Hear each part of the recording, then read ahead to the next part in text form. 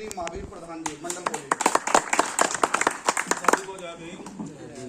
सबसे पहले संविधान निर्माता भारत रत्न डॉक्टर बी.आर. अम्बेडकर साहब को नमन करते हुए DS4 वामशेप बहुजन समाज पार्टी के संस्थापक मान्यवर काशीराम साहब को नमन करते हुए उत्तर प्रदेश जैसे राज्य में 4 बार रही मुख्यमंत्री बहन जी को अपना आदर्श नेता मानते हुए आज विधानसभा हस्तनापुर के अहमदपुरी गांव में बूथ कमेटी व बूथ की कमेटी का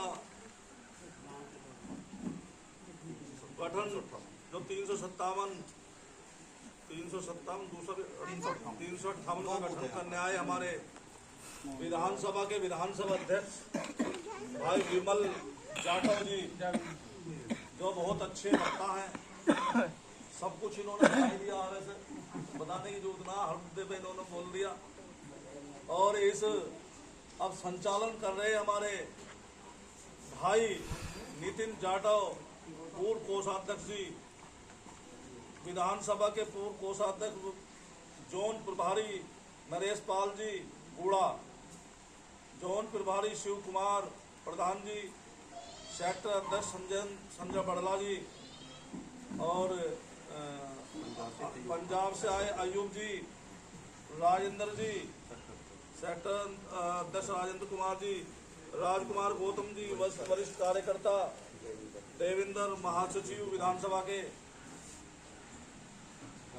और ज्ञानचंद बोध जी, सेक्टर अध्यक्ष बोंद्रा, समस्त गांववासी, ज्ञानचंद प्रधान जी, दालचंद वर्मा जी, मोदी जी, ज्वाला सिंह जी, नरेश जी, जगदीश जी, शेर सिंह जी, अजयवीर सिंह, हरभजन सिंह जी, रकम सिंह जी, महिपाल जी, ओमवीर जी, और सभी सम्मानित युवा साथियों, बच्चों, बुजुर्गों, सबको सम्मान करते हुए, जिसका नाम मैं नहीं ले पाया उसका भी सम्मान करते हुए, सभी हमारे वक्ताओं ने जो विधानसभा को देख रहे हैं, सबने अपनी बात रखी है।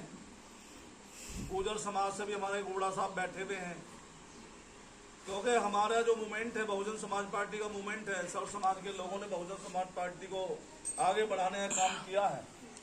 बेशक चाहे अब इस समय वर्तमान में हम लोग दलित समाज के हैं, लेकिन अब कारवा बढ़ता जा रहा है। मैं ये कहना चाहता हूं, देश की आज़ादी के बाद 15 अगस्त 1947 में देश आज़ाद हुआ।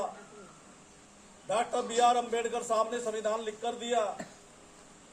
संविधान से पहले और आज़ाद होने से पहले अंग्रेजों का हुकूमत थी यहाँ, उससे पहले मुगलों की हुकूमत थी। लेकिन आज जब डॉक्टर बी.आर. अम्बेडकर साहब ने संविधान लिखा और उस संविधान जो बनाया गया, जो हमें वोटों का भी अधिकार नहीं था तभी कुचले लोगों का, जो कमजोर वर्ग के लोग थे, दलित थे या अन्य कमजोर लोग थे, चाहे किसी भी जाति से थे, उनको वोट देने का भी अधिकार नहीं था। लेकिन अगर बाबा साहब नहीं होते तो हम आपके बीच नहीं होते आज यहाँ। लेकिन ये सब जो ये कारवा है, ये सब बाबा साहब की देन है, हम आपके बीच हैं।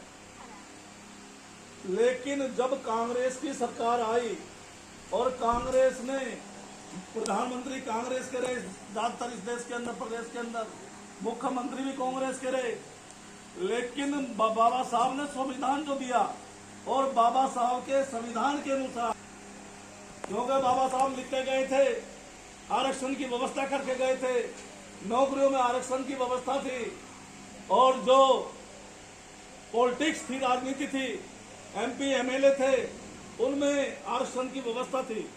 आरक्षण के अनुसार, बाबा साहब के अनुसार जब काम नहीं हो पा रहा था, हमें नौकरियां नहीं मिल पा रही थी और हमें राजनीति में हिस्सेदारी नहीं मिल पा रही थी, मुश्किल से एक हमारा जिले में एक नेता बड़ी मुश्किल से मिलता था, प्रदेश में एक आध नेता हमारा दलित समाज, जाटव समाज का मिलता था। लेकिन हमारे काशीराम साहब ने देखा कि इस देश के प्रदेश के अंदर जो दबा कुचला है वो आज भी दबा कुचला है, जो कमजोर था आज भी कमजोर है। आर्थिक स्थिति कमजोर थी, हमारे पास ना खेती थी, ना पूंजी थी, ना पैसा था, ना कारोबार था, ना अधिकारी थे, ना हम कर्मचारी थे। लेकिन काशीराम साहब आ गए। काशीराम पंजाब के रोपड़ जिले के रहने वाले थे, तो उन्होंने पूना के अंदर वैज्ञानिक थे वे, बाबा साहब को तो पढ़ रखा था उन्होंने। बाबा साहब का संविधान, जो पढ़े लिखे लोग थे हमारे, बहुत सीमित पढ़े लिखे लोग थे, मुश्किल से गांव में एक आदमी पढ़ा लिखा होता हुआ करता था, लेकिन उसकी भी हिम्मत मजबूत नहीं थी, वो भी कमजोर था, क्योंकि मनुवादी व्यवस्था थी। किसान जो खेती बड़े जमींदार थे, उनका जमींदारा चलता था और हम लोग उनके यहाँ नौकरी तैयार करते थे। हमारे पूर्वज हमने भी देखे हैं, भैया तो भैंस पालते थे या उनके यहाँ नौकरी करते थे,